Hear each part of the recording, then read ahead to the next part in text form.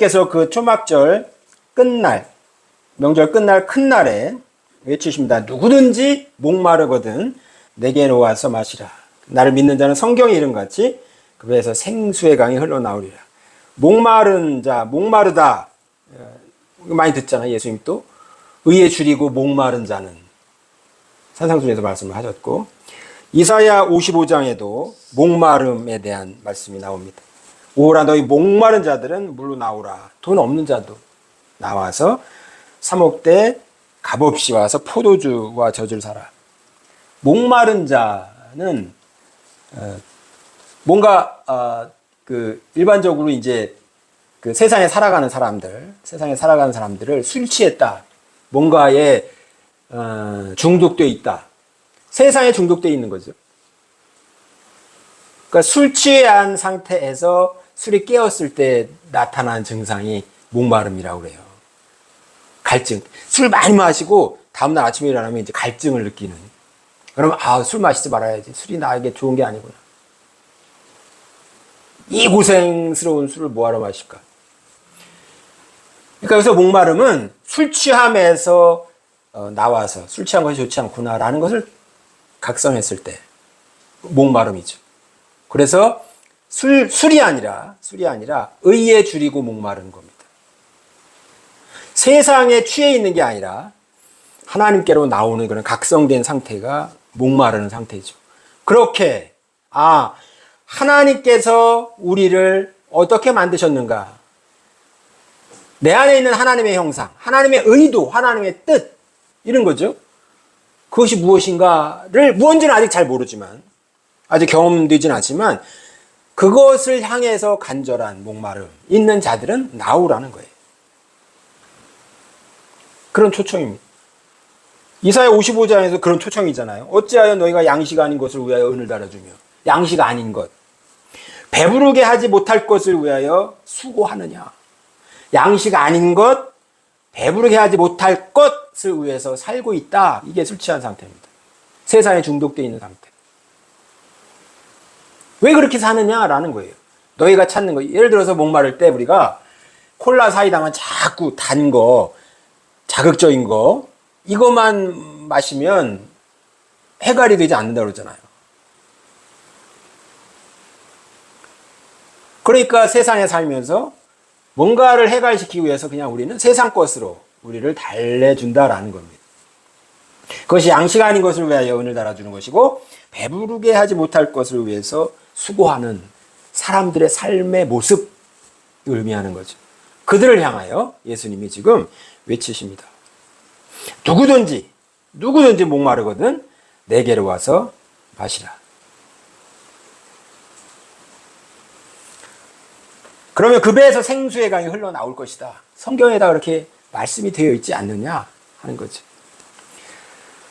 창세기 2장에 보면 강이 에덴에서 흘러나와 동산을 적시 거기로부터 갈라져 네 근원이 되니, 에덴 동산에서 강이, 생명의 강이죠. 생명수가 흘러나옵니다. 그래서 네 근원으로 흘러내려가는 거죠.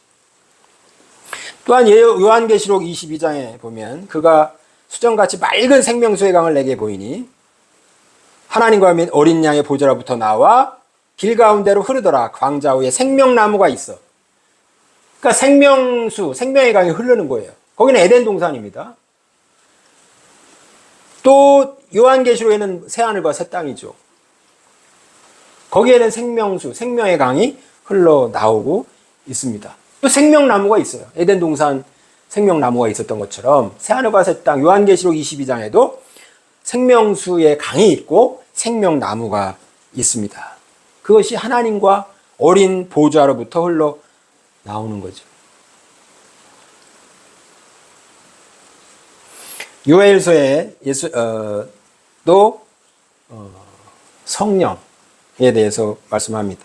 요엘서 2장에 내가 내 영을 만민에게 부어주리니 너희 자녀들이 장래일을 말할 것이며 늙은이들은 꿈을 꾸며 젊은이들은 이상을 볼 것이다. 그러니까 예수님께서 지금 누구든지 목마르면 내게서 와서 마시라 라고 하는 그 생명수는 성령이라는 거죠. 그런데 아직 성령이 임하지는 않았습니다. 성령이 임하는 것은 요한복음 20장에 예수님이 십자가에 못 박혀 돌아가시고 부활하신 다음에 제자들에게 오셔서 성령을 주십니다. 이 말씀을 하시고 그들을 향하사 숨을 내쉬며 이르시되 성령을 받으라. 그러니까 성령은 십자가와 부활 이후에 받는 하나님의 십자가의 사랑, 예수님이 십자가의 죽음으로 우리의 모든 죄를 처리를 하시죠. 우리에게 하나님의 사랑이 부은 바 되고 거기서 부활의 능력으로 살아났을 때 그때 성령의 부으심을 받고 성령을 받고 우리의 그 이후의 삶, 십자가와 부활 이후의 삶을 누릴 수 있도록 하나님께서 우리에게 주시는 선물입니다. 이게 성령인 거죠. 그러나 그것은 우리의 능력으로 받는 것이 아니고 우리의 노력으로 받는 것도 아니고 우리가 무슨 업적을 쌓아서 잘나서 율법적으로 완벽해져서 받는 것이 아니라 하나님께서 예수님께서 친히 이 땅에 오심으로 그분이 십자가에 죽으시고 부활하시고 그 이후에 선물을 받는 겁니다. 이게 성령입니다. 구해야 할 것은 성령의 충만함을. 그것은 매일이에요, 매일. 하루하루 만나가 매일매일 우리에게 주어졌던 것처럼 매일매일 말씀 가운데, 기도 가운데 성령의 충만함을 구하고 또 하나님께서 우리 성령 충만함을 하루의 삶 속에서 경험케 해주시길 원하고 그것이 하루하루 이렇게 루틴처럼 쌓여가는 거죠. 그게 성령의 충만함을 누리는 방법입니다. 갑자기 어디서 성령이 세례붓듯 그런 성령도 있지만 그러나 더 많은 경우에 우리 삶 속에서 경험하는 것은 성령 세례보다는 성령의 충만함이죠. 그것이 그냥 오는 것이 아니라 우리의 삶 가운데서 내가 말씀을 보고 기도하며 성령이 내게 부어주시기를 나의 삶 속에 성령의 임재가 나타나기를 그래서 하나님의 뜻이 나의 삶 속에 잘 나를 통해서 드러나기를 그냥 저절로 이루어지지 않는 거죠. 매일의 삶 속에서 그러므로 말씀 가운데 기도함으로 성령의 임재함을 누리고 또 성령께서 내 삶 속에서 역사하시는 것을 삶 속에서 경험할 수 있기를 간절히 바랍니다.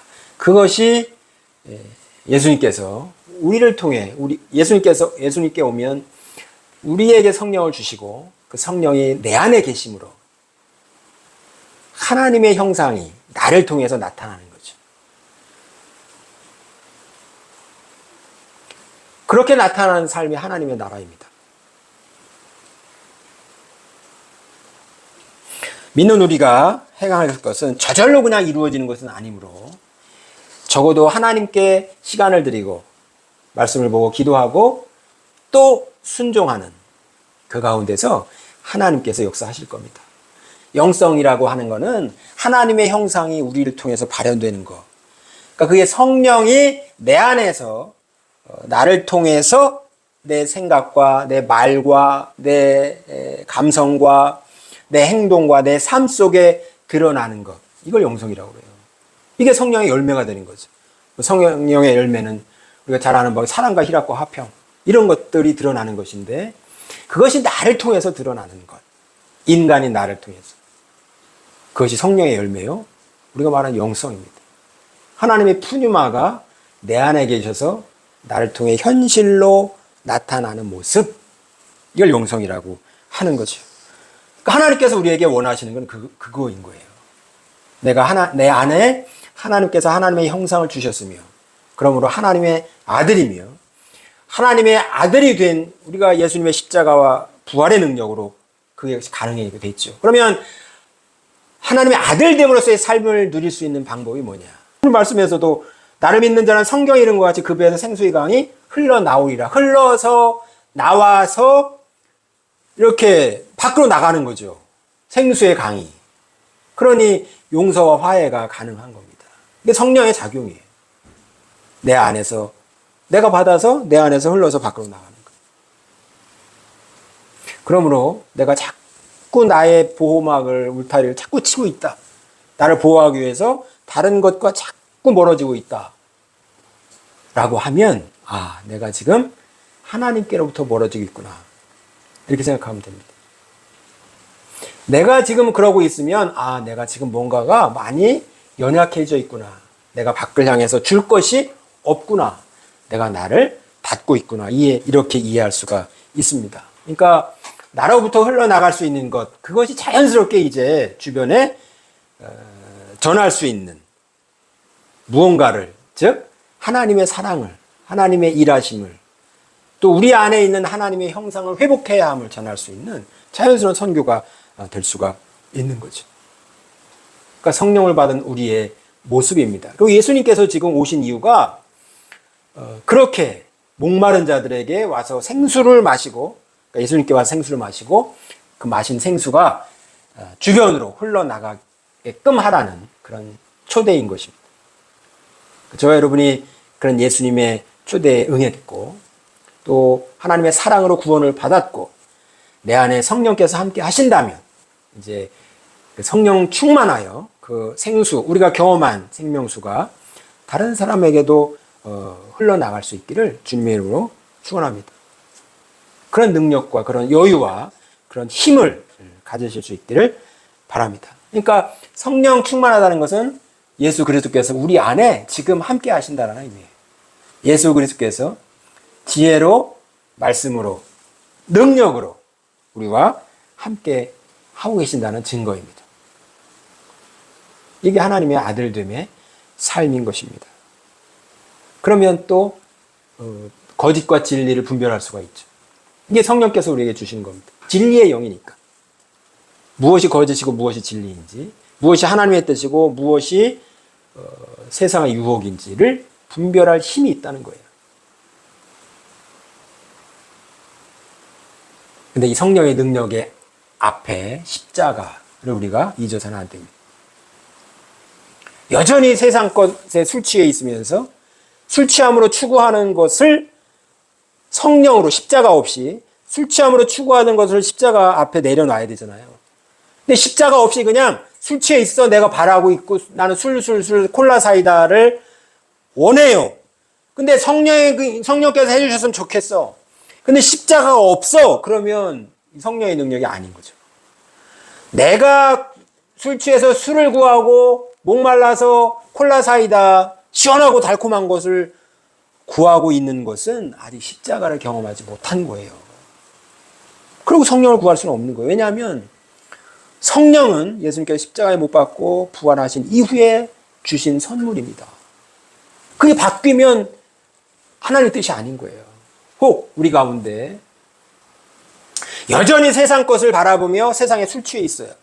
세상이 우리에게 주고자 하는 것이 있죠.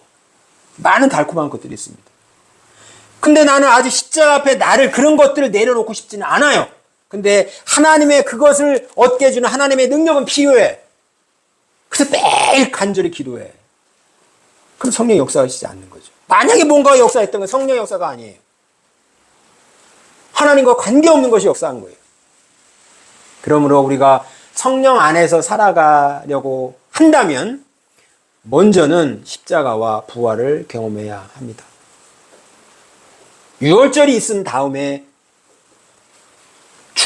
피가 있은 다음에 말씀을 받았고 시내산에서, 그리고 성령과 동행하는 삶을 살아갈 수가 있었던 거니까요. 여러분이 예수님의 십자가와 부활을 통해서 새로운 생명을 얻고, 생명이 성령의 능력을 통해서 점점점 풍성해지고, 그것이 나로부터도 흘러 넘쳐서 하나님의 나라가 우리를 통해, 나를 통해, 성령의 능력을 통해 나의 삶 속에 이루어지는 역사를 경험하시기를 주님의 이름으로 축원합니다. 기도하겠습니다.